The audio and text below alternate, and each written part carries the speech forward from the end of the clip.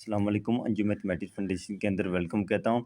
आज डिस्कस करेंगे पीयरसन का स्केयर यानी कि test for goodness of fit. इसे हम क्या कहते हैं, पीयरसन का स्केयर भी कहते हैं। इसके अंदर सबसे पहले आपने ये चीज़ याद रखनी कि ये हमारे पास जो होता है पीयरसन का स्केयर, ये हमें ये बताता है कि significant different from your data from your expectation, यानी कि इसके अंदर जो हमें ये बताया जा रहा होता है कि आपने जो कौन सा डाटा जो आपने लेना है जो वो सिग्निफिकेंट डिफरेंट होना चाहिए आपकी एक्सपेक्टेशन से, यानी कि जो डाटा आपने एक्सेप्ट किया हुआ है कि फॉर एग्जांपल आप कह रहे हैं कि मेरा 85 नंबर है 100 में से, तो आपने एक्सेप्ट किया है, जबकि ऑब्जर्व जब आया तो आपने उसमें से 70 नंबर लिए। तो यहाँ पर ये बात बताई जा रही है पीयरसन का स्केयर टेस्ट के अंदर कि आप एक्सेप्ट जो कर रहे हैं फ्राम योर एक्सेप्शंस के बाद, यानी कि जो आपको डाटा मिलेगा वो कौन सी चीज़ तो आप उसे एक्सेप्ट कर रहे हैं।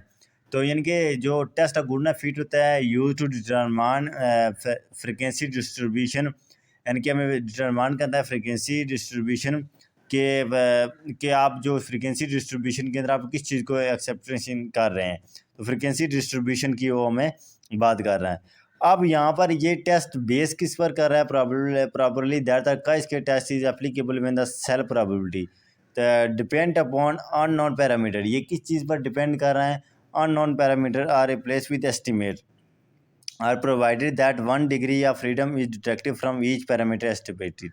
वही चीज़ मैंने बताया कि ये एप्लीकेबल करता है अननोन पैरामीटर जो रिप्लेस को हो रहा है एस्टिमेटेड, और किसको प्रोवाइड कर रहा है, डिग्री ऑफ फ्रीडम को। तो डिग्री ऑफ फ्रीडम के अंदर हम जो कहते हुए कि हम कोई डाटा, यानी कि अगर जब भी कोई हम डाटा लेते हैं तो उसे कैलकुलेट करते हैं तो उसे हम कॉन्फिडेंस लेवल या इंटरवल सिग्नल लेवल पर हम उसे डिस्कस करते हैं। तो काश के टेस्ट के अंदर यहाँ पर जो मैं बात बताई जा रही है गुडनेस फिट के अंदर, वो ये है कि आपके पास ये होना चाहिए कि आपका NI minus NP hat divide by NP hat summation आपको I से 1 K तक दिए गए, यानी कि इसको सिंपल करके देखा है OI minus EI divided by EI। OI क्या है, ये ऑब्जर्व वैल्यू है, वही बात ऑब्जर्व, और ये क्या है जो आपने एक्सेप्ट किया है। जैसे कि एक्सेप्ट आपने 70 किया, ऑब्जर्व आपके पास नंबर कितने आए, आपके पास 85 आपने एक्सेप्ट किया था कि इतने नंबर आ जाएंगे, आए कितने 100 में से 70। तो इन दोनों का डिफरेंस फाइंड करने के लिए हमें किस चीज़ की ज़रूरत है, का इसके test of goodness of fit की हमें ज़रूरत पड़ती है। अब क्या करना है, अब हमने मैंने observe and acceptive value is equal, जब ये दोनों इक्वल है, फर्ज है ये इसका भी 50-50 आता है, 50 माइनस 50 तो डिवाइडेड बाई 50, तो 0 डिवाइडेड बाई 50 क्या हो जाएंगे, 0 हो जाएगा। तो इसका मतलब हमने क्या कहा, जब एक्सेप्टिव वैल्यू और ऑब्जर्व वैल्यू इक्वल होती है तो उसका का ही हमारे पास क्या हो जाता है, 0 हो जाता है। अब इसके भी कुछ स्टेप हैं, पीयरसन का इसके टेस्ट जिसे हम गुडनेस ऑफ फिट, इसके भी कुछ स्टेप है, वही 6 स्टेप हैं। पहला एच नॉट है कि द पॉपुलेशन एज स्पेसिफाइक, हमारे पास क्या हमारे पास हो गया जाएगा, और जब पॉपुलेशन हमारे पास स्पेसिफाई नहीं होगा,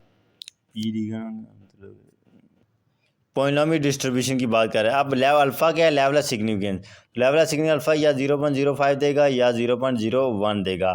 क्रिटिकल रीजन हम यही वाला पुट करेंगे, ऑब्जर्व वैल्यू माइनस एक्सेप्टेड, यानी कि ऑब्जर्व फ्रीक्वेंसी हम एक्सेप्टेड जो माइनस करेंगे, तो यानी कि हमारे पास ये आ जाएगा।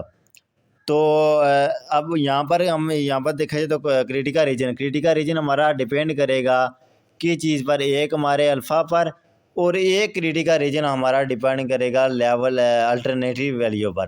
जैसे कि अगर एच नॉट आ जाता है तो ये बस एच नॉट पी में करता हूँ या म्यू नॉट इक्वल टू तो म्यू नॉट, इस तरह हम जब करते थे तो यहाँ H1 आ जाता, तो हमारा इस चीज़ पर नॉट इक्वल टू या ग्रेटर देन या लेस देन इक्वल टू हम पर इस पर डिपेंड करेगा। फिर हम कैलकुलेशन करेंगे, कैलकुलेशन के बाद हम इसकी कंक्लूजन करेंगे। तो ये नेक्स्ट इसकी एग्जांपल करते हैं, उससे आप समझ जाएंगे।